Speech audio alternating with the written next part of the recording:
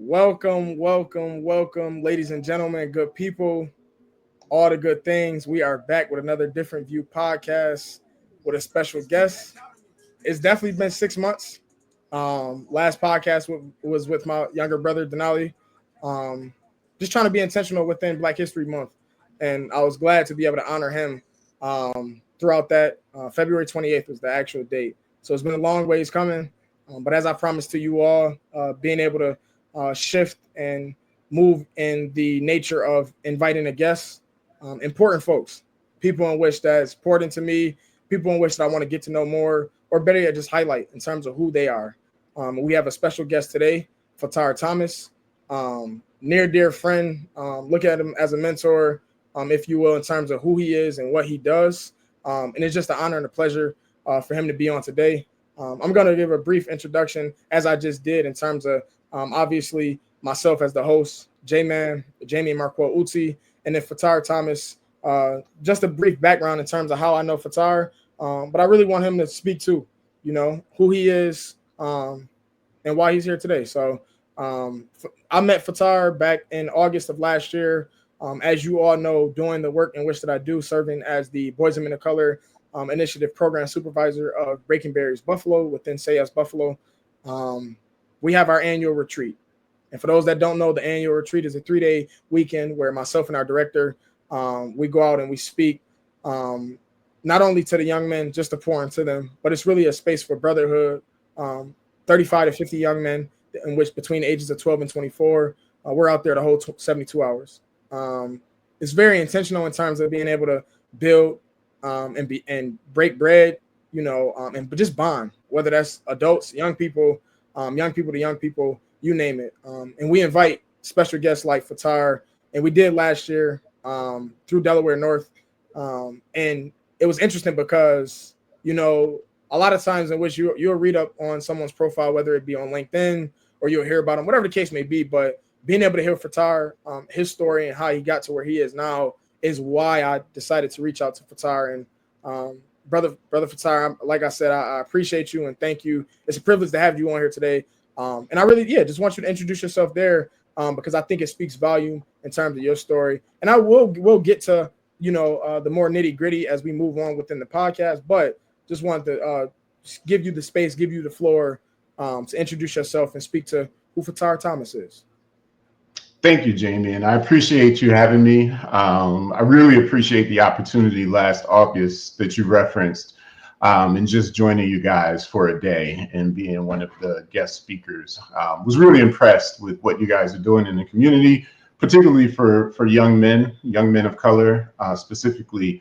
The environment was just all love, which is right up my alley. I also gained, because I got there early and it was before my time to speak, I got to sit in on a couple sessions. And the gentleman who did the financial awareness, my goodness, that's such an important part of life, especially these days, especially with everything that's going on with the government and Social Security and pension funds are non-existent and those kind of things. So teaching the value of a dollar and teaching how to save that dollar and not only save it, but to grow it just really hit home for me. That's really important. Just a brief, introduction of myself. Like Jamie said, my name is Fattar Thomas. I am the Director of Operational Excellence for Delaware North Sports Service.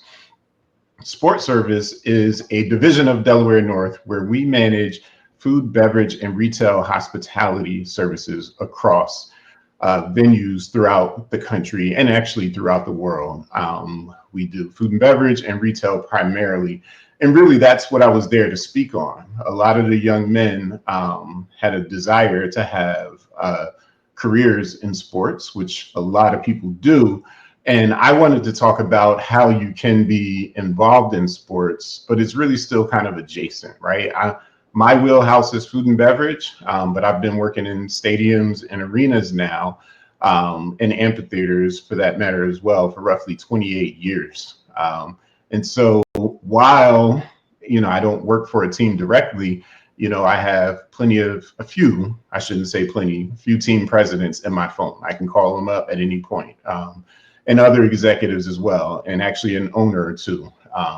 for that matter. So, and additionally, and Jamie and I forgot, just like when we did the program last year on the retreat, I did not bring. I could go in the other room and grab them, but I have an American League Championship ring. I have a World Series champion ring, among other things that I've been able to experience in my life and have input on, just through my career and where I am in sports. And so, really, to answer the question of who I am, that's what I do. But I look at myself as I'm still that skinny kid from the hood with the funny name, and it's 2025, right? My name's not that funny anymore, but you think about in the 80s and 90s when I was growing up, names weren't as creative as they are these days. So I think the rest of the world has caught up. But that's me, a good student, good kid in general, big aspirations for life. And luckily, we'll talk some about the twists and turns through your questions of where I've been and what I've experienced. But, here I am. That's me in a nutshell. I'll tell you, part of who I am is defined by my values. So really wanted to talk really quickly about some of the things I value. First off is authenticity. I think that everyone should be able to be genuine, true to themselves, and really act in accordance with their ideals. We shouldn't have to put on a different face or try to be someone else. I value challenge. I want to keep challenging myself to learn, grow, and improve. I also value fitness, and that's not just physical fitness, although that's important, but the mental part, the social part, emotional and spiritual well-being, all of those things are important as well. Next up, I value self-development. I want to keep growing. I want to keep advancing, improving myself, my knowledge, my skills, my character, my life experience, all of those things. I want to continue growing and practicing them, and then apply myself fully when I'm using those skills. I also value integrity. For me, I try to put the best interests of everyone above my own self-interest. There's a lot of times where we can get selfish as human beings and really focus on doing what's best for ourselves. But whether I'm in a family setting or a work setting, or organizational setting, or some other type of group, I really value the interest of that group. And then the other part of integrity for me is, doing right when no one's looking, right? You ask that question of yourself. If my mom was watching right now, if my dad was watching, or my grandfather, someone important in my life, my boss, if it's a work thing, what would they say? Would they approve of the decision I make, the action I take, et cetera, et cetera? I do value candor. I think open communication is the best communication. And then lastly, I value helping others. And I think that value there, when I got the opportunity to potentially represent Delaware North at the retreat, the part about being able to help others and some little bit of knowledge I can pass on, some little piece of my story that I can relate to these kids, because a lot of them, I said from the hood, right? I grew up very poor. And when I look at the kids that I was presenting to and speaking to and ultimately having one-on-one conversations with, I saw a lot of myself in a lot of them. And so being able to be that live example, to stand there in front of them and tell them actual stories and them tell me about some of the troubles at home, and I could respond with a real authentic, hey, this is what I experienced, and just give them that information and let them know. I felt like it gave them motivation that, hey, he went through this and he made it, and look what he's doing now. I can do it too. So really appreciate you having me here, and I hope I give a good description of who I am. No, I appreciate that, man. Listen, if it was as I continue to develop myself within the podcasting world and having a soundboard, if there was a space where I could push a button for an applaud, I would.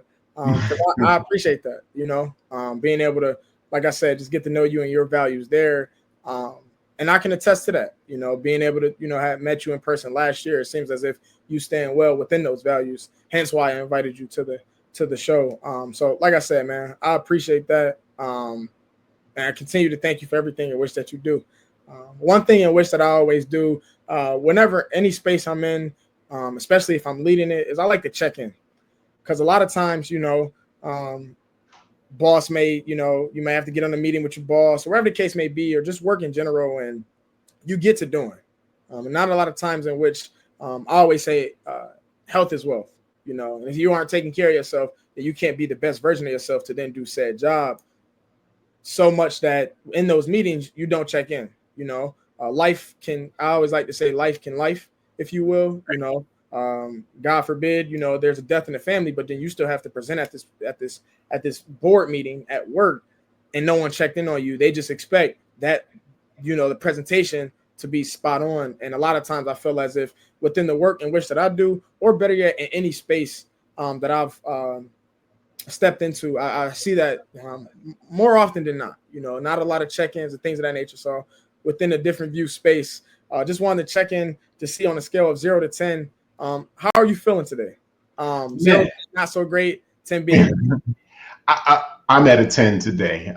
It's funny. I appreciate the check-in. It's wild because you didn't even know this, but a little over 30 days ago, trying to think. Yeah, I was discharged on July 3rd. So a little bit over 30 days ago, 31 days or whatever, a month ago, I was in the hospital. I went for a stomach ache. Turned out I needed emergency surgery. Less than 12 hours later, they bumped other people out of the way because they were so scared the way it looked. And I had my appendix removed, which in general is a relatively simple surgery. But while in surgery, I had some complications. And so I ended up being in the hospital for almost a week, way longer than a typical appendectomy would require. So, even, we set this date up and things like that, and I'm so behind in work, and you're talking about checking in with the boardroom and those kind of things. It would have been really, really easy for me to say, hey, Jamie, we got to reschedule. I'm too buried. I'm this and that. But I'll tell you, I said a 10. Part of that 10 is just the energy I'm getting from you right now, and kind of the topics that you're bringing up is pretty cool. No, I appreciate that, man. And thank you for sharing that. I appreciate like that. And that's, like I said, it was, I'm a firm believer everything happens for a reason. My faith lies in the man above, God, so much that, like I said, yeah, just meeting you. I remember, you pulled up to Cradle Beach. I remember trying to call when trying to navigate that space, and I can feel the energy as well. And I like to say my discernment level is pretty high in terms of when I meet folks, because I think it's a privilege not only selfishly to say to be in my space, but I also think it's a privilege to be in other spaces as well. And I think when those two coexist and they align, I think great things can happen. And I appreciate you sharing that, man. Because like I said, a lot of times people get into spaces like this, especially when the camera lights and it's action, and they won't share that. And I appreciate you sharing that because I think a lot of times, like I said, we just think, oh, I can just shoot this email. Let me see if Fattar is available to do the podcast. Not even thinking, genuinely, I hope all is well so much that you can join. So, like I said, man, that means a lot to me. For whatever reason, you decided to do the podcast, despite everything in which that you have going on. Once again, I'm blessed, humble, and honored for you to take time to go ahead and do so. And I just pray that you continue to get well. I continue to pray that, God continues to utilize you as a vessel to be strengthened, to have clarity within the space and season that you're in, but then also look over your family and loved ones as they support you and navigate, the time in itself. So I just thank God and wish that you were able to get through that process, which sounds like successfully, with it being 30 plus days. And I just, pray that you have a prosper, rest of 2025 and just life for that matter. So like I said, man, I appreciate you sharing that. And it's funny because, or not funny, it's ironic because it seems as if like I'll share things like that in times where you would think like the code switching or the appropriate time and space probably wouldn't be so. And you know what I mean? I mean, if it happened to me, it's real. They say people's perspective is their reality. So man, I appreciate that. And especially what you said about my energy. Cause like I said, I try to, I'm thankful, blessed, for the strength in life in which that the man above gives me every day, so much that, why don't I carry that positive energy to motivate and inspire other people? So I appreciate you mentioning that. And yeah, man, I'm definitely out of 10. I'll share this real quick. Like I said, this podcast isn't about me, but you share why you're a 10. I'll actually be moving residencies tomorrow. So Okay. that's why, I was thinking when I reached out to you, and I'm like, okay, I know I'll move tomorrow. I said, I think I can do it Wednesday and then continue to pack. So I appreciate it, man. Man, I'll be, birthdays in 19 days. So I think last year when you came, I think I was telling you my birthday was that Sunday. So I Right. actually, woke up, had breakfast of my choice, which was dope. Appreciate you, Will, Chef Will. And then I got up out of here and traveled, for my birthday plans. And this year my birthday is on a Monday, so it doesn't even, coincide with work, which I'm blessed about that. But I think a lot of times, whether say as Buffalo or whomever employs me to do the job, I would still be me at core in terms of a young man reached out to me and wanted to, be mentored or anything of that nature. I'm still willing to pour into whether, a job is paying me or not. And I think that speaks to purpose and passion. But yeah, man, just blessed. 10. Moving in with my girlfriend. So yeah, just excited. It's the first Oh, time. congratulations. Yeah, no, I appreciate that. So yeah, man, just in awe. So appreciate that. And you already touched on who Fattar was. Like I said, I'm excited to continue this podcast, but I'm also excited, in addition to that, to really edit it and cut it up. Because I think the values in which you mentioned, with me being as attentive as possible to just be in the moment, and be in the podcast, I think being able to go back and listen to those values is something in which that, as I continue to develop and matriculate as a man, being able to stand on values in which that mean and are important to me. So I Right. appreciate you sharing that. Like I said, just getting to know you as is, with the values being unknown to me. Like I said, we can keep it simple. We keep it real and formal. I see you got blue on. My favorite color is blue. What's your favorite color? My favorite color is blue too. Pretty much all shades. It's funny. I'm a Bears fan. Grew up in Jersey. Long story on how I became a Bears fan.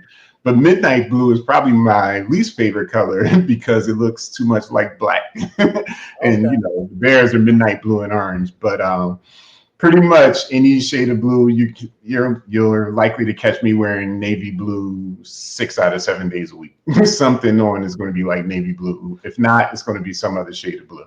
Now, that's what's up. I love that. See, I didn't know that. That's dope. That's what's up. It's funny because like my speaker that I'm using right here, this is blue. Even the chapstick and wish that I have is blue. You know what I mean? Like, yeah. So I respect that. Prefer blue over black pens. The whole nine. So um, like I said, as we move on to these informal questions, you just mentioned the color.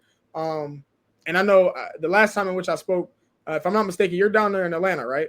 Yes, Yeah. I'm So based in Atlanta. I know they got good food down there. I Oh know, yeah. they're known for their, peach cobblers, things of that nature. What's some favorite foods of yours? You got favorite food, favorite dessert, anything of that nature? Absolutely. So, growing up, of course, Jersey kid through and through, right there, growing up in Asbury Park on the boardwalk, lots of Italian influence. So, Italian food was definitely my favorite growing up.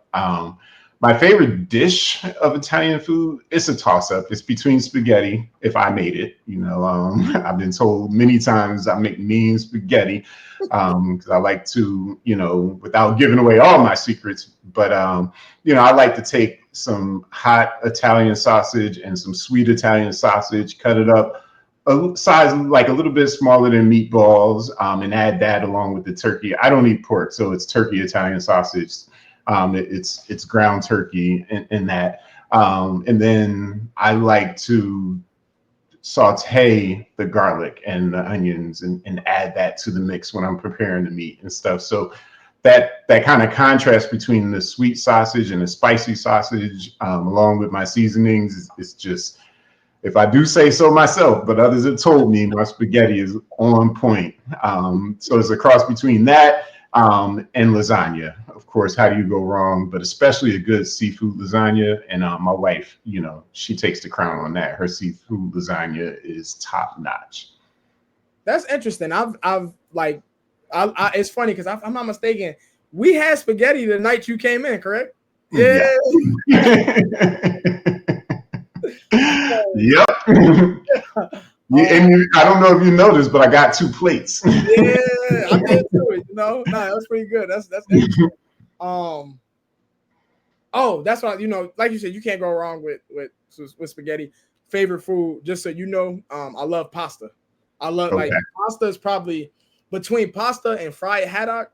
It's Okay. interchangeable. 1A, 1B, depending on the day or whatever the case may be. But yeah, so I love spaghetti. You mentioned seafood lasagna. I've never had, and I don't, I respect everyone. Lasagna just isn't. I would prefer probably any other pasta. It's the ricotta cheese. I would like a light layer of ricotta. Right. It's rich. But you mentioned the seafood lasagna. Talk to me a little bit more about what's the breakdown? How do you make? Because like I'm just trying to picture it, and it's not. Yeah. So the seafood it's usually crab and or lobster with scallops and shrimp. Is pretty much the seafood portion. The sauce is not going to be a marinara. It's more going to be an Alfredo based. You can do it with the ricotta cheese or without. And then typically there's some veggies, spinach, mushrooms and peppers and onions, depending on your taste. Again, like I said, that's my wife's recipe. So I'm trying to go off memory here. But last year for my birthday, my son, our youngest, he's 21 now. He's thinking about going into culinary. Being in food and beverage, I try to discourage all my kids from doing it, but I think everyone at some point, 4 of the kids have full-time jobs now in food and beverage. Like my daughter is a bar manager, my son runs a warehouse at Truist Park here. My other son is the general manager for a restaurant at Charlotte Airport. He was a chef before that. So I guess they learned from dad. I told him it was hard work. It doesn't pay very well, and they went into it anyway. But yeah, my youngest, he took my wife's recipe for seafood lasagna and really did his thing for my birthday, which was kind of cool. So I'd have to really go to them as the experts to give you a real idea of how to do it. No, I appreciate that. I guess I was just wondering in terms of the layers, but that sounds like I said, it sounds good. Because don't get me wrong, I love seafood. Right. I love seafood. Like I said, I told you the haddock. Love shrimp, lobster. Stepping into that space. Love crab cake. So that's when I was thinking of the layers of the actual lasagna. I may have to try that. I may have to try it. And up here in Buffalo, I don't know where you can get a seafood lasagna, so that's why I'm just like, right. Oh, never heard of it. But okay, that's what's up. Speaking of that, okay, you had dinner. What's for dessert? What's favorite desserts? Oh man, I am a chocolate fiend. I have to have some chocolate every night. Specifically, I can't do it now. My cholesterol is a little higher and getting older, but butter pecan ice cream with chocolate chip cookies with walnuts. I will go crazy. I will eat until I can't eat anymore. Okay, nah, I'm with you with that. Like I said, I'm an ice cream fiend, if you will. I Mm-hmm. love chocolate. I love it, but I think like when you get it is for me, obviously when you get to the triple chocolate cake, I think that's too much chocolate for me. It's Oh, it's some it's some the richness of like I gotta slow down on this, because I'll start to that feeling, a nauseous feeling that you'll get if you eat too fast. No matter yes. how fast or slow I eat the triple chocolate cake, I feel like that. So I'm like, I'll eat a chocolate cupcake. I'll have a brownie, the whole nine. But like when it's too much chocolate, I think I get overwhelmed. But like I said, I love ice cream. Like I try to have me, cookies and cream is my go-to. Okay. It's just something about, and then cookies. It's something about that cookie within the ice cream, in which Right. that I love. So that's what's up, though. Heard ice cream's chocolate fiend. That's Yeah, candy bars. I've been on a dark chocolate kick lately because I know it's a lot more healthy. It's not as sweet, so I can eat more of it. So I don't know if that's good or bad. Now I know. Dark chocolate has its health benefits, and I Yes, know I was appreciating dark chocolate for the benefits in which that it all the displays. antioxidants. Yeah. Yeah. I'm trying to think the last time I had dark chocolate. Don't give me the line. But heard though. All right, I appreciate that. So like I said, just as you speak to it, you mentioned you make a mean spaghetti. You love fitness, things of that nature. What do you like to do, or what do you do, or what do you like to do on the personal side and professional side? So for fun, personally, I'm really right now I'm on a travel kick. I love to see new places, experience different cultures. I'm the type of person that if we go to a museum, like I'm literally reading every plaque, even in the aquarium, stuff like that. I just love learning so much, and I'm so interested in stuff that. Fair warning, if we go to a good museum, I'm going to take a while because like really,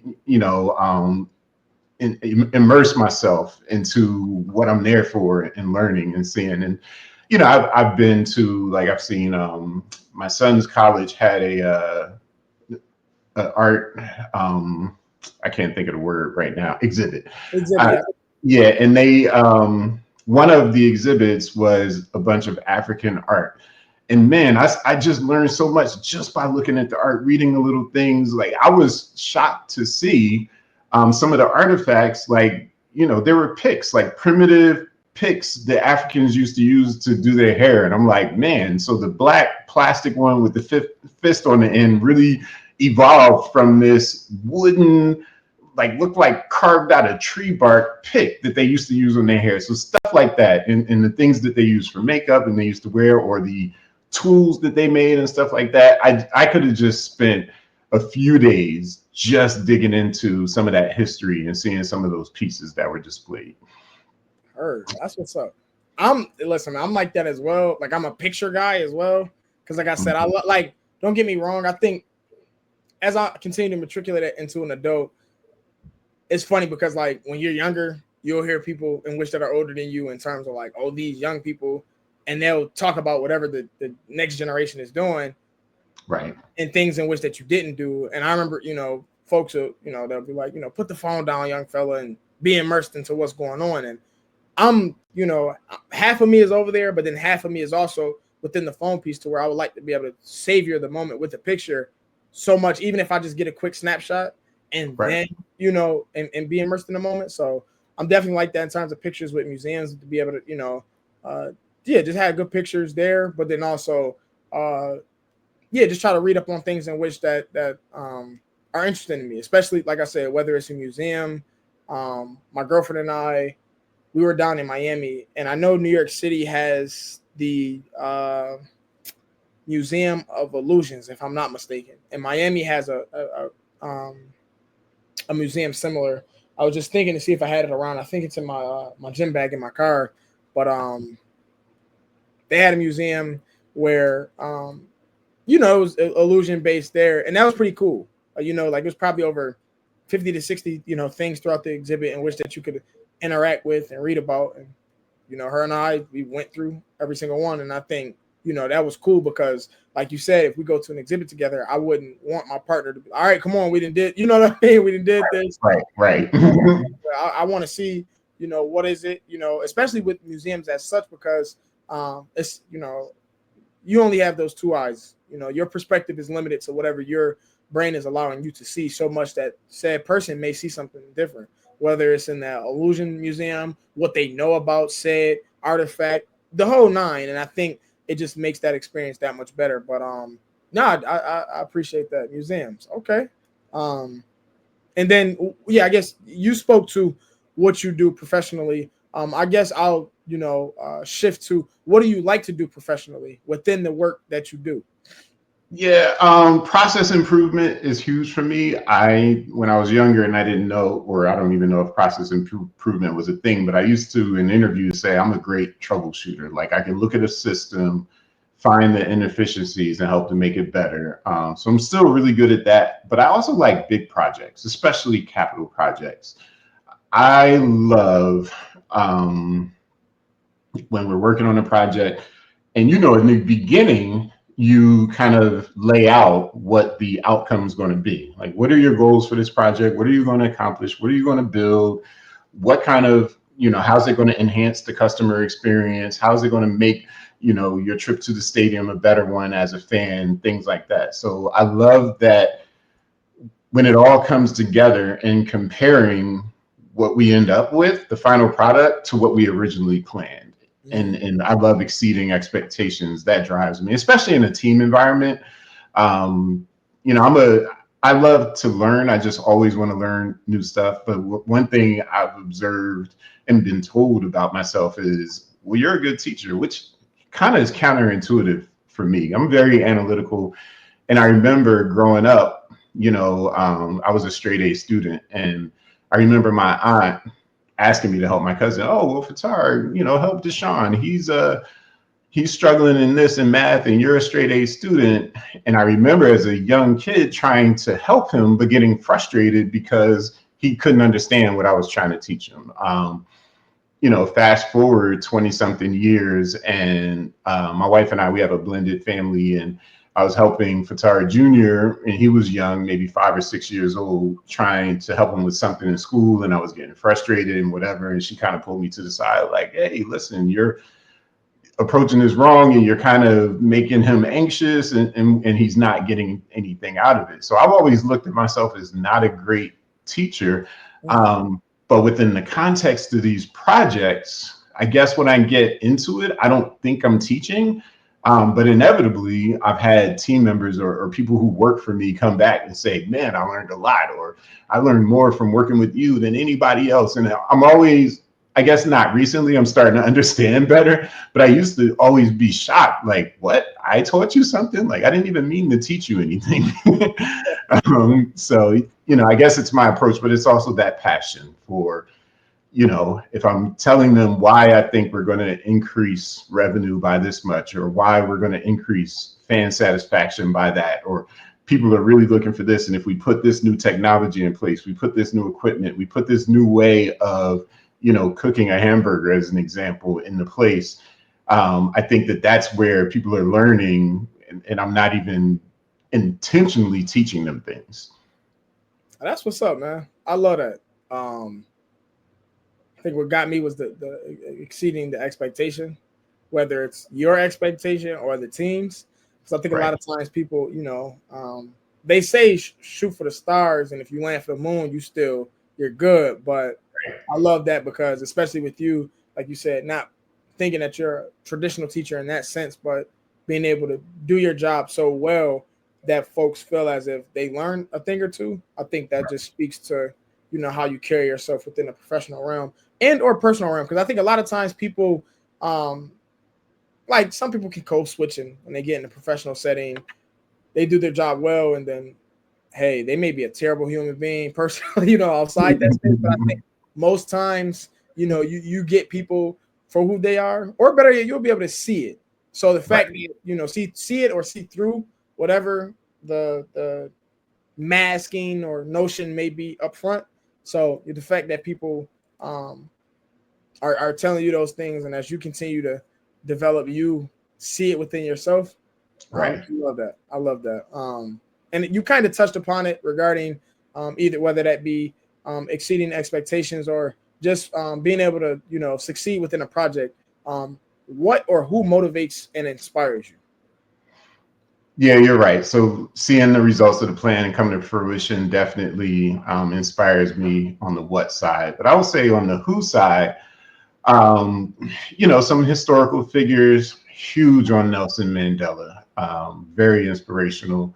One of the things I learned in reading up on him and reading his autobiography, or maybe it was the biography that was written later, I can't remember which one, but I didn't realize, and they don't tell you in the media, but Nelson Mandela could have been out of prison decades earlier than he actually was. But the authorities wanted him to kind of renounce his cause, or say things that would get him out of prison but would undermine kind of their goals and things like that. And here you have this man separated from his wife and kids, living in prison, eating that food and following those directions and being punished, everything that entails in South Africa at the time, um, have an opportunity to get out of prison and literally saying, no, my beliefs are stronger than this, carrot that you're dangling in front of me. That for me is huge. I think that that's a key to success, that stubbornness, if you will, that stick-to-itiveness. Like, I have a goal, and come hell or high water, I'm going to reach that goal, and this is what's important to me, and I'm going to push forward. And Nelson Mandela embodied that. And before Mandela, my favorite historical figure was always Frederick Douglass, and so maybe they're 1A and 1B. I just am super inspired by how a man can be born a slave, teach himself how to read, and at some point be the most photographed person in the world of his time, right? A former slave, illiterate former slave.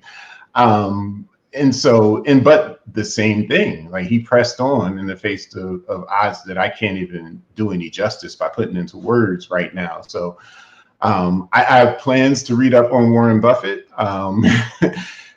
Financial security and is very important, being able to move it like you want because you have the resources too. So jury's still out. I don't know of the man and what's important to him and those kind of things, but I can see his success. So that's like kind of one of those next up on my list. And then, more related to me personally, my great grandfather, he passed when I was 7 years old or something. But to this day, I can still remember like him telling me to read something when I was like 3 or 4 and me reading it and him, oh, that boy can read, and making this big deal. Like it motivated me so much to be smart.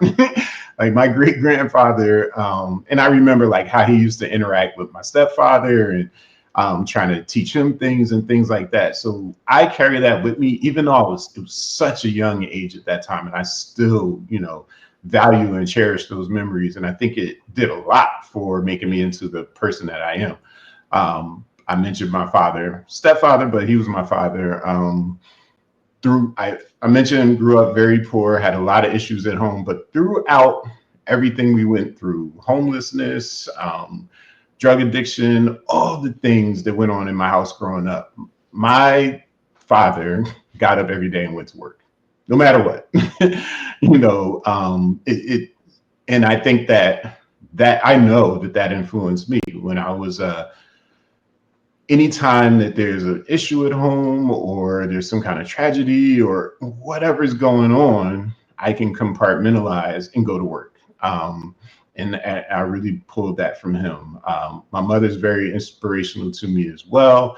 And then, in current times, it's certainly my wife, my kids, just watching what they do and how they do it and celebrating their accomplishments is definitely motivational for me and very inspirational. That's what's up, man. Appreciate you sharing that as well regarding the historical figures and that aspect. And you mentioned Warren Buffett, and I don't know if I was watching or listening to something, but they basically said if you want the success, the blueprint to success is the crumbs in which that they leave behind. Folks like Warren Buffett, or if you want to follow the steps and be successful in whatever field in life that is, find someone, idolize them, read about them so much that you can follow within their footsteps. To your point, not necessarily knowing his values and things of that nature, but in terms of him being a financial, genie, if you will, that speaks volume. And it made me think of Stephen Curry for me. Mm-hmm. I'm not planning to make it to the NBA. That's not my plan, but I think in terms of just being able to take time to be successful on and off the court is something in which I do want to do so much that whether I lace them up at the retreat with young people and eventually when I have kids with my own, being able to, still have game, but then also be able to teach it. But then maneuver how the way he maneuvers. I think, a stand-up guy, sounds like a great husband, great father, things of that nature. So it's like, okay, I want to emulate that. How do I do so? Well, just read about him and follow, the things in which that he does, not necessarily to a T, but you take that, you add your flavor to it, just like a recipe, and you turn it to your own. So, yeah, family's big for me as well. In terms of you mentioned, mom, dad, family is huge. But I think on my end, I think it's the little ones. It's my nieces and nephew. Just being able to see them yeah, just provide, this opportunity for them, which I think is pretty cool. Um, and then one thing in which that I do that I hope, is a lasting memory for them when they get older is I've turned it into a tradition the past 2 years, and I'm looking forward to do it and continue that tradition. But every February, the Harlem Globetrotters, they come to Buffalo. Okay. And that's always, that's a kid friendly event so much that my oldest niece just turned 11 last month, and then my youngest niece just turned 3 last week. So I just say that to say, um, being able to provide the opportunity for them for whatever it's worth, whether it's bonding with family, being able to go to a sporting event, you name it. And, hopefully it's long lasting. It seems as if the people in which that motivated and inspired you did the same, even though, with me doing it, I'm doing it because, like I said, I love family just to spend time with them. But, it's those long lasting effects that you mentioned with your father, that him going to work, it was something in which not only did he have to do, but you know, it was something in which that you saw in the midst of everything else that was going on that left a positive marker on you so much that you can compartmentalize. And I think that's something in which that as you speak to that, I'm learning myself, because I think at times that's just the harsh reality of it. I would love to be able to have the days to be like, something's going on at home, I can't come into work, or whatever the case may be. But I Right. always tell people, if you show up, show out. So much that you step into that room, you step into that space, don't have behind it, give it your all. Even if your all is only 13%, you gave it your all. For Right. whatever that was capable for. So I commend you for that. And you talked about your great grandfather, um, and seeing interactions with him. And your mom being an inspiration, things of that nature.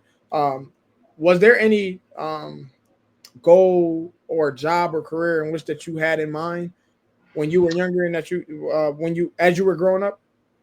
Absolutely.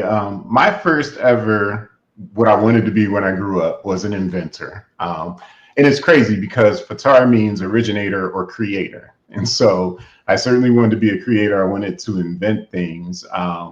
As I got a little older, I understood that engineers are kind of inventors, and I was really good at math and science. So I decided, okay, I'll be an aerospace engineer. But I didn't want to be an astronaut. Young Fattar, I'm a big car guy. I love cars. And I figured if I was an aerospace engineer, I could make the fastest car between aerodynamics and propulsion. I'll make the fastest car that ever was on this earth. So that was kind of my motivation. And I went to college for it. And so what I learned was really I wanted to be an engineer because all my teachers and counselors in high school told me I should. I was really good at math and science, like I said. And so they just figured you'll get paid well, you're really good at this, that's what you'll do. Well, you get to college and you're taking all these upper level engineering, math, and science courses and stuff like that. And it was just boring. All of my friends, and we didn't have, obviously, I graduated high school in '93. So the internet was in its infancy, technology was way different. And so it wasn't the same as probably it is to go to school to be an engineer now. But that said, I'm naturally shy, but I'm a bit of a social person when I'm in my circle with people that I know and that I trust and everything. And so that circle, freshman year, everybody else is out partying, having fun, playing spades, and doing all the things that college students do. And if I didn't put in X number of hours on my work, then I was not going to pass. And so I decided engineering wasn't for me. I went over to business management, and boy, that was so much easier. um, and so I changed my major. But I said I grew up poor. Fattar Jr., his mother, same thing. We grew up in the same hood, and I got her pregnant, and so I knew to take care of the baby that's on the way, I needed a full-time job. And so I was in food and beverage at the time, just as a summer job, but I kept getting promoted and things. And so I would always, search for another job. This was always the highest paying job I could find. And very short term thinking at the time, I just need the most money I can get right now. And so I left school and went full time. And the person I was working for at the time got a job with the Philadelphia Eagles doing food and beverage at the old Veterans Stadium. He got me on with the company, and the rest is history. I just kind of kept working my way up in this industry. That's cool. I appreciate you sharing that as well. And I think like when life is demanding in that regard, and I commend you for that as well in terms of, you mentioned it was short term thinking, but I think I would give you props in some way, shape, or form in terms of it being long term thinking. Because had you not, I think it could have been detrimental within the first few years of trying to finish school. Who's to say you were going to finish so much that you don't think to have a full time job to then be able to take care of your business in that regard. So Right. You make me think of a quote, and it's Jadakiss, one of my favorite rappers. He said something to the effect of, "Don't chase the money, because as soon as you start chasing, that's when the money starts running." And so that's why I said short-term thinking at the time, because the job that I was doing then might have paid the most at that time, but looking at big picture and long term, there could have been other ways and other things I could have done. Like I literally know stories of people who have done jobs for free and end up getting executive positions out of it and things like that. Yeah. And so I agree it's the right choice, but I also had a lot of help along the way. My wife, she was my then girlfriend at the time.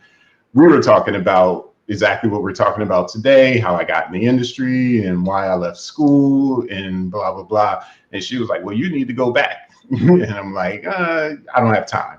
She was like, no, this is your goal. I'll help with this. We'll do this and that. And I ended up enrolling at Divine University and taking some classes, part-time. She lived up to what she said she was going to do and help with the kid. Because when we met, I was a single father. She was a single mom. And we just helped each other out. But she really, I can't even say motivated me to go back to school. Like she made me go back to school, which is, that long-term thinking, right? Look at me now. That's what's up, man. As I am entering the space of like, I like to say, I always use the term of preaching to the choir, especially with you being just older and wiser but stepping into the season in which I'm stepping into with the process of moving in with my girlfriend and being able to I like, before I even continue, I want to give not a disclaimer, but preface with like, I have an old soul.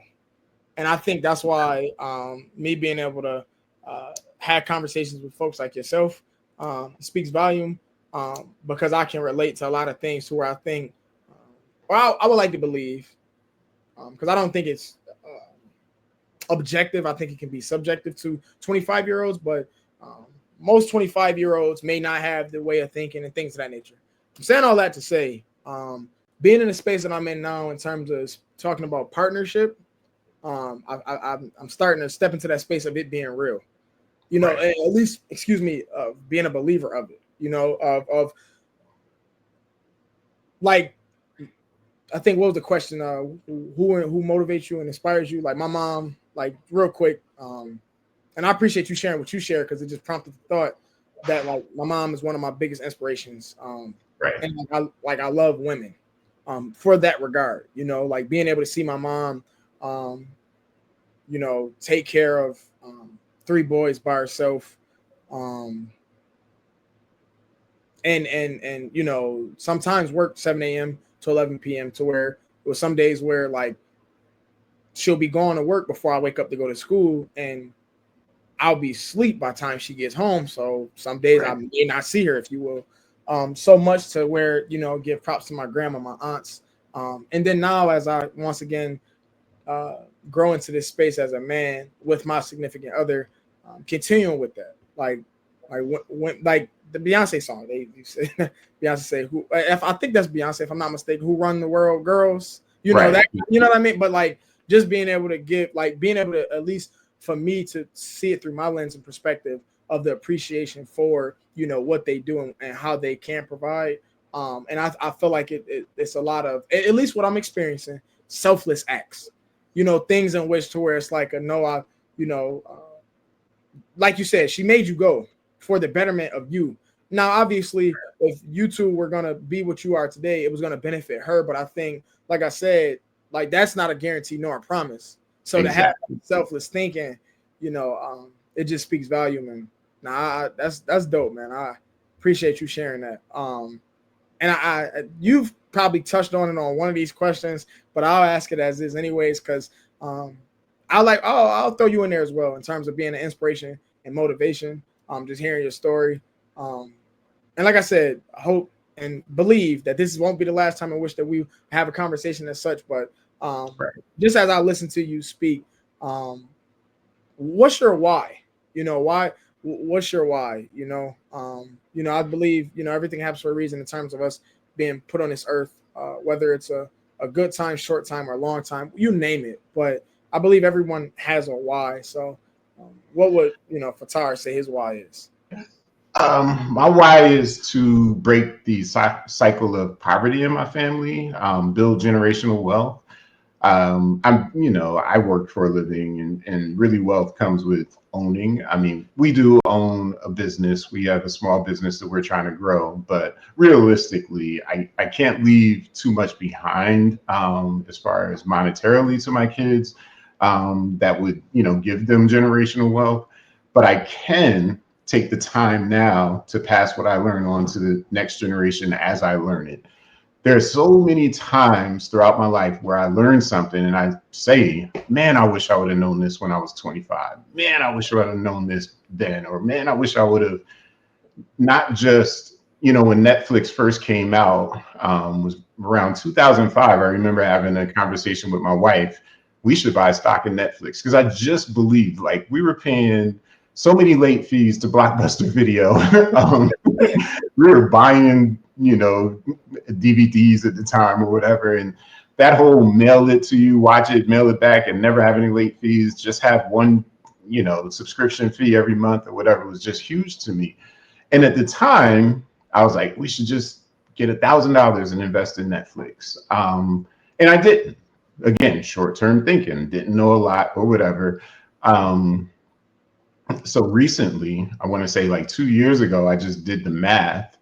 And had we bought Netflix stock when I first said it and just put in $1,000 in 2022 or three, that stock would have been worth $1.5 million. Really would have changed my life. So just being able, I don't want to be a shoulda, woulda, coulda, right?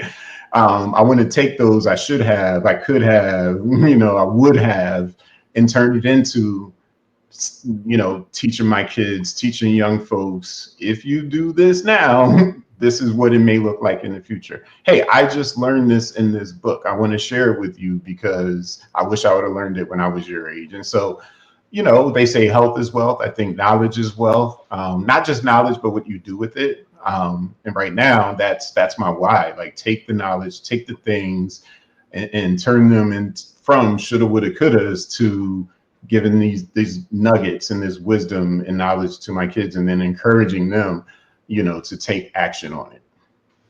Heard. I definitely appreciate that. The woulda, shoulda, coulda. I like to believe. I live my life for no regrets. I say it. I believe it. Just because of that. That's my mantra. Right. Due to the fact that you know, had you did the math and had you figured out how much that was, now you're living the rest of your life miserable because you know what I mean. Like, so, yeah, like you said, like I appreciate that perspective of being able to know those things, but then pouring too. And I think as I was developing my why, and not to say that it's similar, I like to say, but when I was sitting back, because I think somebody asked me, a mentor of mine asked me, what's your why? And I was like, what is it? And I was thinking, I know I'm not here for a long time.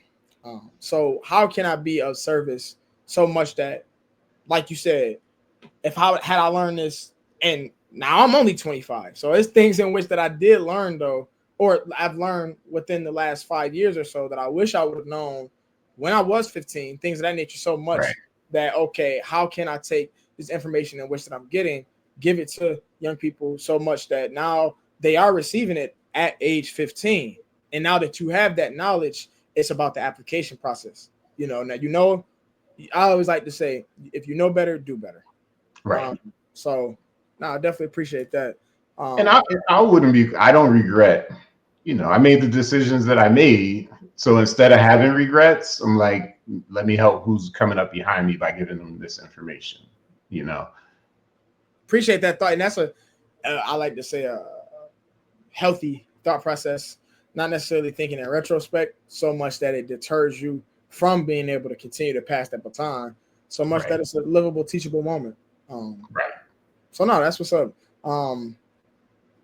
As we come to a close with the last three questions throughout the podcast, especially I know you mentioned, speaking to your name, the times of 2025, times have changed.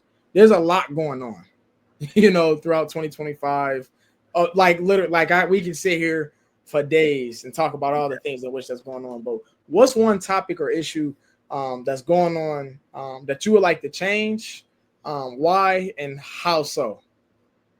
You're right, man. There's so much, we talked a little bit, before we jumped on here about hip hop music and inspirational music and what our playlists look like and stuff like that. I could go down a rabbit hole because I'm 50 years old. Hip hop is 51. My mom, that was her preferred music. We didn't have a whole lot of, Barry White and Marvin Gaye and Lionel Richie and Luther, and we had Sugar Hill Gang, we had African Bambaataa, we had Curtis Blow, So I could go into that, but I think even bigger picture wise, because I think that's huge and important, but I think where it starts is really our two-party system and who's in control of not only our country, but the world.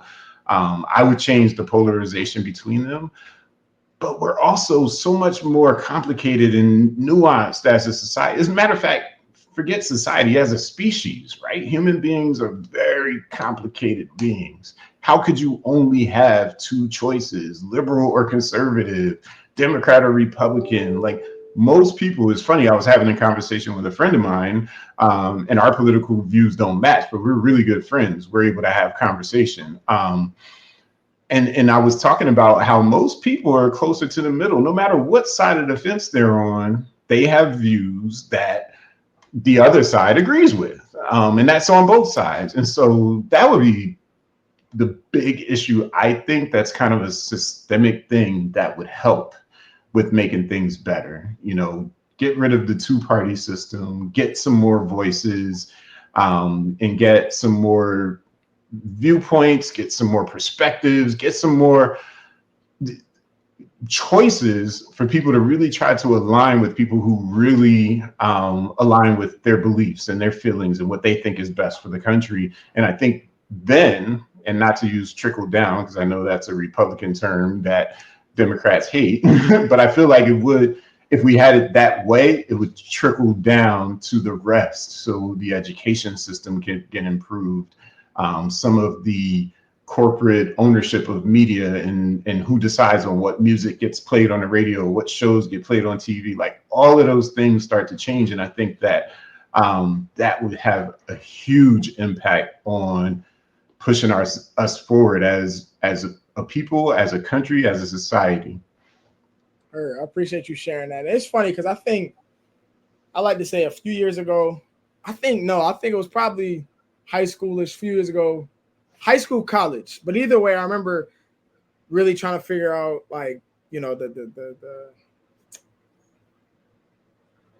the perspectives of politics, if you will, in terms of just like, excuse me, okay, I know you vote, things of that nature, but what's the nitty gritty behind it? Right. And I always question, like, I'm a very curious person. As a young person, always asking questions. Now, I like to say I have a rebellious soul. I'm always against the grain, because I think if you don't, then you become a puppet to whatever said thing is. I'm sad to say, when I was learning about it, I'm like, hold on. Like it doesn't make sense within the two-party system that you mentioned of like, hold on, so I could be on this side, but I like this, but that's what they do. So does that mean, you know what I mean? And I think I love the way you said it, where it's like, nah, you're closer to the middle of what that is, and you know, of a people being so complicated, being able to be removed from that space, you know, could help a lot. So I appreciate that. I will answer this question because I know, like I haven't answered. Like I've talked about topics and issues on the podcast, but this is one in which that I would like to speak to. I'm trying to think if I would have to change it. I would like to say, and I don't know if this is because of the, I don't know if it's because of based on the surroundings, and the spaces in which that I'm in, but just being around young people, changing the way, not necessarily changing, but the how to go about the influence of social media, and push more positivity there. Because I know there's a law here in New York State that Governor Hochul just announced this upcoming school year. Kids will have to basically lock up their phones in all schools. Right. Now that was something in which that like it's not foreign to me. Now, once again, speaking to 25-year-olds, do I think, you know, following the recipe in which that I'll say that the recipe and the ingredients and how I got to where I am will work for everyone? No, because I think I always like to say there's power in storytelling, so control your narrative. And I think everyone has a unique story so much that even if I was to follow your blueprint, it may not turn out exactly how Fattar's life is now.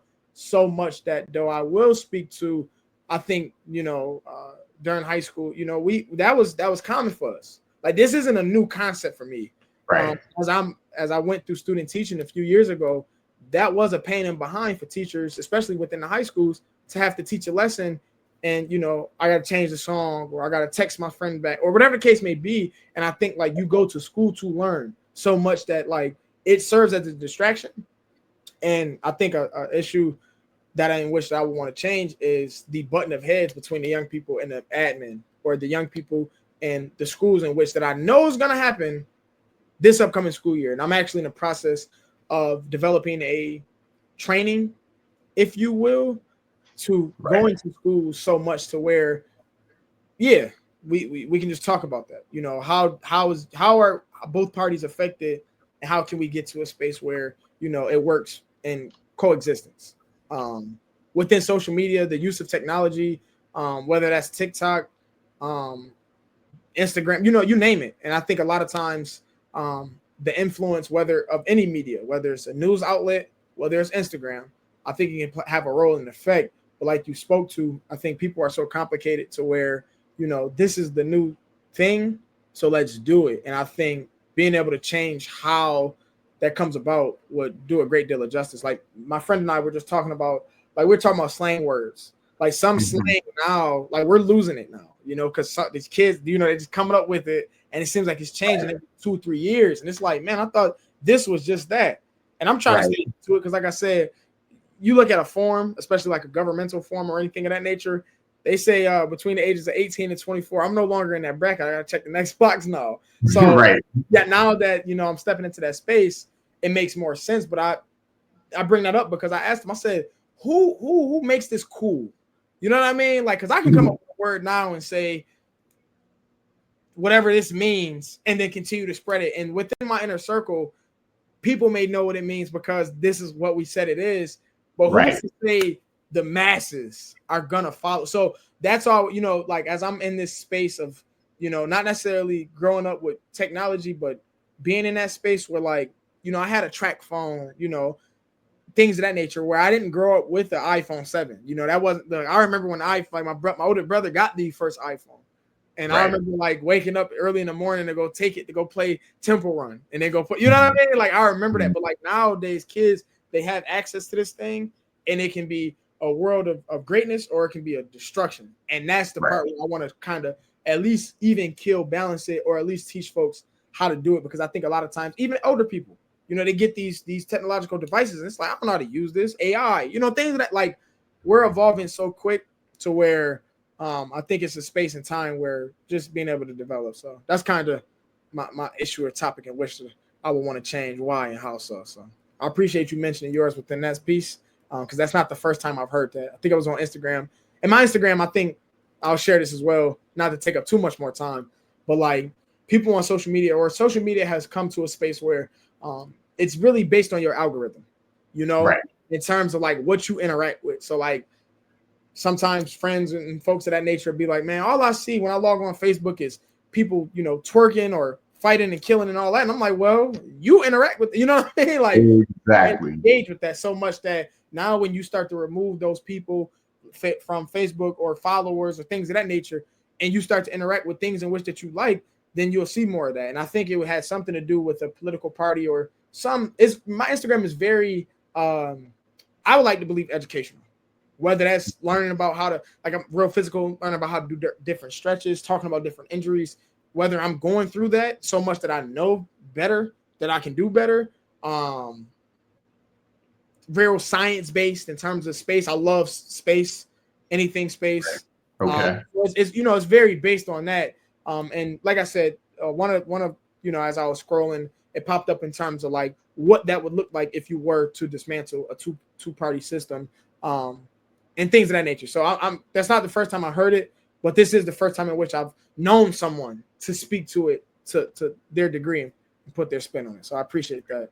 Um, next question, in terms of being able to put your spin on things, what's one quote or phrase that you live by? Let me give you two, but I will just on that last point you made. So you talk to an older generation like myself, and I'm not on social media very much. Like I have an Instagram, but I don't think I've ever posted actually, and Okay. I only signed up about a year ago because people older than me were talking about you're not on Instagram. um, but even like something like Facebook, I'm on it so infrequently. Like I click on this post or I click on that post, then I get off. And to your point, the algorithm says this is all he's interested in. And so now, other friends, as an example, that I want to hear from and see how they're doing, they don't even show up on my feed. So it can definitely be detrimental as well. And I think you made a great point. You have to be intentional about what you click on so that you can ensure you see the things you want to see. Quotes. I have two for you. First one, I want to read it to you because this one is a good one to start. But it says, "When I went to school, they asked me what I want to be when I grow up. When I grew up, I wrote down happy. They told me I didn't understand the assignment, and I told them they didn't understand life." Mm. I love it. That was John Lennon. Okay. And so if you think about the state of being happy, it's kind of everybody's goal unless you're miserable or you want to be miserable. Yeah, yeah. So I thought that was a very interesting take because most people, when they answer that question, they say what they want to do, not what they want to be. So I love it. I Mm. have it. I actually have it right here, and it's Okay. posted. And then I have another one posted in my office, a little bit off the camera, but I'll read it to you. And it says, "You will continue to suffer if you have an emotional reaction to everything that is said to you.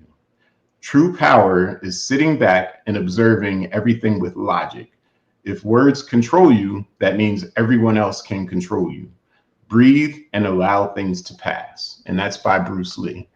Um, I love that quote because I've let my emotions drive my actions way too much in my life, especially the younger that I was. I always thought that letting your emotions drive, showing them and things like that shows passion, which shows that you care. That could be true, but not everyone grows up the same way and has the same perspectives. And so there are people out there who see that passion and think of it as a lack of self-control. They think it was, you can't control your emotions. And I think the way that Bruce Lee said it was very, very on point and impactful. And then I love the part where he says, breathe and allow things to pass. I've recently started reading up on breathing, resonance breathing, all the things. My wife said, you know, um, a deep breath can be like a hug for your emotions. And so I've really started learning how breathing is the key to managing your emotions, managing your fight or flight response, and keeping a level head and improving your communication. So when I first printed the quote out and put it up on my wall so it would remind me, I didn't have that knowledge about breathing. So it just made it resonate that much more with me on Bruce Lee's words. Appreciate that. Now that's dope. I speaking to the breathing piece, like that's something in which like I love myself. I think I'm incredible. Because I was about to say I got to take this humble hat off real quick. I think like I've told myself this, like, you know, I never want to get to a space where I think like my everything in which that I do is ultimately correct. I always want to continue to be a lifelong learner, hear different perspectives, and just grow and develop. But I always say like, and I said it in traffic, or I was it in traffic? Or I think I say it a lot in traffic. I don't know if it originated there, but like if people were a bit more careful and considerate, the world would be a better place. Like if everyone, like just a bit more, like even if you're a considerate and careful person, I think I mentioned, like I think I'm a dope person, and if I can master that EQ, that emotional intelligence piece, in addition to, and I don't mind sharing this, my financial responsibilities, I'm be great. I'm be set. You know what I mean? Like that's just my thought process there. So the fact in which that you mentioned that is very key because like mental health is real in terms of being able to, protect your thoughts so much that your feelings and thoughts could either coexist or, you can use your thoughts logically to then speak to how you feel without it being a detriment. And I'm learning now, you can be emotional as you can, whether you're male, whatever the case may be, because, the stigma was, males can't, whatever. So much that now I tell myself and I tell people, feel the pain, be mad, but it's what you do with those actions that take place afterwards, in which that's really gonna make that be, so much that don't turn a temporary feeling into a permanent decision or action, and one thing in which that I've learned about breathing is as well, and it's worked because I've tried it, especially when I feel anxious, is I think I seen it on Facebook. Like I said, within the stretching and breathing space, they mentioned instead of taking a deep breath, take two sharp inhales. So,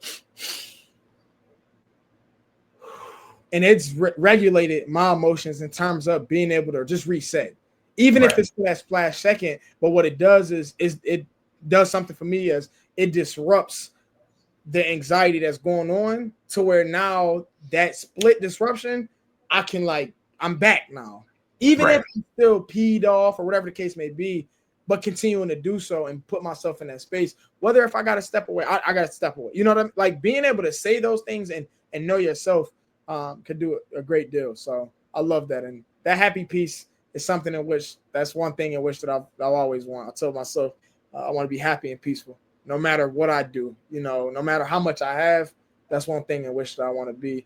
And I like to believe that I've done so and continue to do so as I continue to navigate life with all that I have and with the limit that I have. One quote and phrase in which that I've shared a few. I've shared a few already. I live my life with no regrets. There's power in storytelling, so control your narrative. The temporary feeling turning into a permanent decision.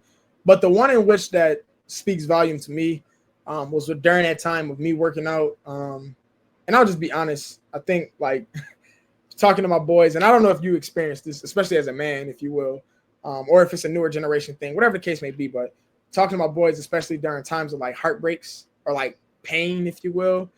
And we were joking. They say trauma bonding. But we were joking man, when you go through that heartbreak, you turn it to a different animal in terms of working out, just striving for better. You know what I mean? It does something to you internally. And during that time, like I told you, I created the song. I think I'll play it, as for the outro, if you will. But one of the lyrics is people that doubted me. They said I couldn't do it. Just look where I'm at. God, yes, I just knew it. And that was just I believe I live my life. I listen. I know I'm going everywhere, but I'm gonna bring it back. I listened to Shannon Sharp's podcast, Nightcap, and he said it yesterday. He said, I don't try to prove people wrong. I try to prove myself right, because when I prove myself right, I'm gonna prove that you were wrong.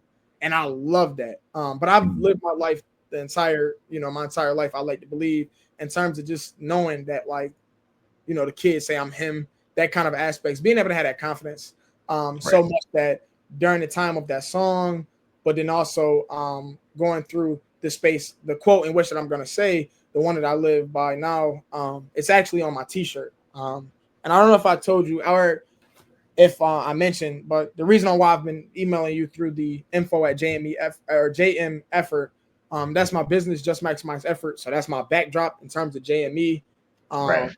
And I have a t-shirt here, Just Maximize Effort. But on the back of this t-shirt, and it would have been smart to change it, so I could have flipped it. But either way, I could either share them an email, but on the back of the shirt, it's a quote during one of those hard, difficult times of you are great. Don't allow anything or anyone to tell you otherwise. And that was just to pick me up, tell myself that every day in the morning, because I believe it and I know it. You just in a season right now where it don't feel like it. And that's where, that Bruce Lee quote, don't allow that feeling to, just breathe, just take the time to do, and time will pass. And that I speak to a testament to where 2025, like, I wouldn't have thought 2025 would have gone the way that it's gone. Last year, like at the retreat, things were totally different in my life than they are now, for the better. Things were worse, if you will. And like I said, the trajectory and where they've gone has taken off to where JME was only 3 months old at the time in which I met you. Now, it's about 15 months old, but like the growth in which that I've seen with that. And yeah, just me putting that on the t-shirt, man. Like I said, JME, and I don't know if I mentioned it, me being so passionate, is a youth sports organization, if you will, that teaches young people life skills in basketball, but in sports. Right. Being able to, just push out and inspire young people for the positivity. So within this shirt, just selling this bad boy for $30. So send me your size if you love to support me and purchase one, you can. But on a serious note, really, just when people see me wear this shirt, or when people have this shirt on, it's really just to spread a positive message. And that's just something near and dear to my heart. And it's pretty cool because all the quotes I like to believe that I've said, like, I live my life with no regrets. That was me as well. I've never heard that elsewhere. The "you are great, don't allow anyone else to tell you otherwise" is me. Right. But the permanent decisions off of the temporary feelings and things of that nature, everything happens for a reason. Like, I've heard those before so much that I didn't think it'd be so cool to put on a shirt. But for me to be in this space now, to go ahead and do so, I just feel so empowered by that. And yeah, definitely just wanted to understanding that was my motto in terms of how I spread the positivity. Just wanted to get yours. And before we conclude, though, I always like to conclude with the checkout. And usually that checkout is just like the check-in in terms of how you're feeling, because a lot of times people will come into spaces, if you will, at a low number, and then after they're done with said activity, they come out high. We can check out 0 to 10. How you feeling now? And then what was one thing that you liked and or learned about being on a Different Views podcast? Still feeling at a 10. I kind of wish I didn't started at 10 and I had some room to grow there, but I was feeling really good when we got started. Like I said in the beginning, I loved your energy a year ago when we first met. That continues on today. I learned there was just a quote that you just said: don't make a permanent decision based on temporary feelings. I love that. It's so poignant. It's because it kind of goes to that Bruce Lee quote, like you were saying, right? If you're in an emotional state, you're really not in control and you're not thinking clearly. And it's been proven by science. When we're in our fight or flight mode, which is where we go when we get in that emotional state, our frontal cortex doesn't get as much blood flow and oxygen as it normally would, because our body's prepared to fight or flee, right? And so all the blood is to our extremities, and we're ready for that. So that takes away that cognitive ability. So why would you make a life decision when you're in that state, when the part of your brain that you rely on to help you make sense of things and to make good decisions is not working, don't make decisions. So I really love that. That's one of the things that's recent. I've just thoroughly enjoyed our conversation. I agree, you do have an old soul, and it's a good thing. I say that in a good way. At 25, you're a year older than my daughter. Few years older than or younger than Fattar Jr. You would be third to the youngest if you were one of my kids. So I feel like I can confidently say you have an old soul, because not only am I old enough to be your dad, but I have kids older than you. And I want to thank you. I really appreciate it. It took a long time, but I think it was worth it. I appreciate the patience with me. You already told me about my patience with you and everything that happened, and I think that growth that you referenced over the last year and now having JME up for 15 months, I think the timing was right. I think it happened when it was supposed to. Yes, sir. Appreciate that. Just want to speak to. I'll go ahead and check out. Still at a 10. I love this conversation. My apologies if I kept you over. I didn't initially ask how long. I was gonna flat out about an hour, so I appreciate you giving me the hour and a half. It was great conversation. Like I said, man, thank you. Yeah, man, this was dope. This was dope. I can't wait to post this. I think, and just to share as well, like I think the first one this year was January 1st with my niece. That was pretty cool. She was nervous but excited. The one that just turned 11. So we did that. I want to like post that on. I think I have that on YouTube, but I haven't put it on like my social media platforms because I don't know, man. And I think that's when you say, you think JME took off at the right time. I think that's the same space with this. Right. Not that I didn't feel proud or confident, to put it out there. It was just a matter of editing the video, and I may just drop it raw. To be honest, I may drop this one raw as well. But yeah, and then the second one was with my younger brother. That was pretty cool, and I appreciate having you on here. Like I said, I might just drop all three. Might cut up 1, 2, and 3. Put it in a compilation video, if you will, just of showing, title, of that regard, and just post it and take off because this is cool, and I miss this. I haven't done it in 6 months, but I miss having this space. I used to sit down and do it myself, but I think the guest aspect was pretty cool because, like I said, I get to be in conversation, talk about things, hear different thoughts and perspectives, and it gives light. So I'm definitely looking forward to being able to post this. And like I said, man, blessed, honored, and privileged to have you on here. And with that, we can go ahead and close out and style as we do. So with that being said, thank you, Fattar. I'm gonna go ahead and close us out with Bigger Than Jamie. For my folks, audience, appreciate y'all tuning in. I hope y'all enjoyed the podcast. Let me know if it's anything in which that we touched upon. Love to have Fattar back. Appreciate it. It's people that doubted me, said I can do it. Just look where I'm at. God, yes, I just know it.